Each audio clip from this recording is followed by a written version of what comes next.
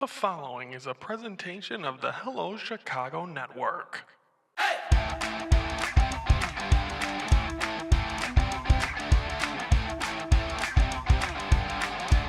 Hello Chicago Network is on the air. Hello everybody, I'm Ryan Yanishanis, and it's time to focus. And today we're focusing on the White Sox and the Chicago Cubs, because of course tomorrow we have Fan Focus Live, and then Friday a special episode I'm going to talk about in just a little bit. So let's first talk about the White Sox.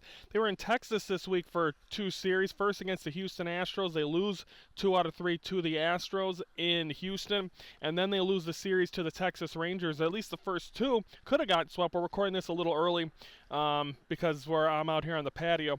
But they lose the series to the Texas Rangers, so I mean, overall, that's not what you want to see. I mean, this team, you saw they had a really fun game against the Houston Astros, that opener, and then after that, it seems like this team really struggled after that. So I mean, this is, like I said, this is a young team. Kyle Teal finally got to come up. Got to see him. He got his first RBI on Saturday, so I mean, that's exciting. I mean, he's one of the guys. I mean, Elko got a chance, or got optioned down, and then you also got the trade they made. They traded Andrew Vaughn to the Brewers, and they get Savali, and Savali pitched Sunday, so we'll have an update on how he pitched. But Aaron Savali, on his birthday request, they wish him a happy birthday to the Brewers, and then he requests a trade because he didn't want to go to the bullpen. Well, now he's going to get a chance to start for the Chicago White Sox, which is he gets what he wants, but unfortunately it's not exactly what you would hope, because it's just not.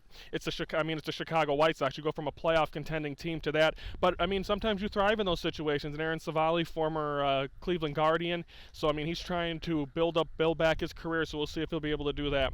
The week for them, Tuesday through Thursday, the Cubs are going to be rooting for him, as they're going to be facing the Cardinals. So both the Cubs and White Sox going to be home at the same time, which you rarely see. Tuesday, Wednesday, and Thursday. They're going to have a day game as well. While we're doing Fan Focus Live tomorrow against the Cardinals. And Friday through Sunday, they're going to face my American League Championship team that I have going to the ALCS. And they're playing better baseball now. That's the Toronto Blue Jays. So it's going to be a tough week. Cardinals have been a little sketchy recently with the offense. Their bullpen's been rough. But again, White Sox got to come out and try to play good as well and be able to pitch good. We'll see if they can do that at home Tuesday through Thursday. And then at Toronto, Blue Jays are a good young team that are trying to get a wild card. We'll see if they can get in maybe the AL East. We'll see what happens there, but that's it. So they lose to the Astros, lose to the Rangers, and then they'll host the Cardinals this week, and then this weekend in Toronto against the Blue Jays. Now let's shift from the White Sox to the Cubs. Cubs lost their series to finish off their long road trip to a 4-5 road trip to the Phillies, and then they've welcomed in the Pittsburgh Pirates for 4. They win the opener. Jamison Tyone has been phenomenal. He pitched this week against the Cubs, against the Pirates. He's been against the Brewers. I'll get the team right eventually. And then, so I think that was huge. He's been pitched really good. Paul Skeens did a great job, but the Cubs left too many guys on base. They had a chance to win that one. Pirates win Game 2 in extras. Cubs win Game 3, so they at least won 2 games in this series. And then, of course, they're going to be welcoming in the Brewers for Tuesday through Thursday. We're going to have the watch-along for the finale tomorrow afternoon. Excited about that. Then to finish off this long 10-game homestand, they'll welcome in the Seattle Mariners over the weekend, which is a team that has struggled as well on offense, so we'll see how this goes. For the Cubs overall, I mean, going in against Milwaukee, worst case, they're going to be 4.5 games up. So it means they're going to leave that series over the amount, or they can't lose first place in the series, is what I'm trying to say. So I mean, that's huge, but I think you want to be able to, they won the first series against the Brewers, and it's going to be fun tomorrow when we do Fan Focus Live. It's going to be Freddie Peralta, who pitched really well against the Cubs, against Cade Horton, who's going to get his first chance, my first real chance to be able to sit and analyze one of his starts, and he's pitched really well.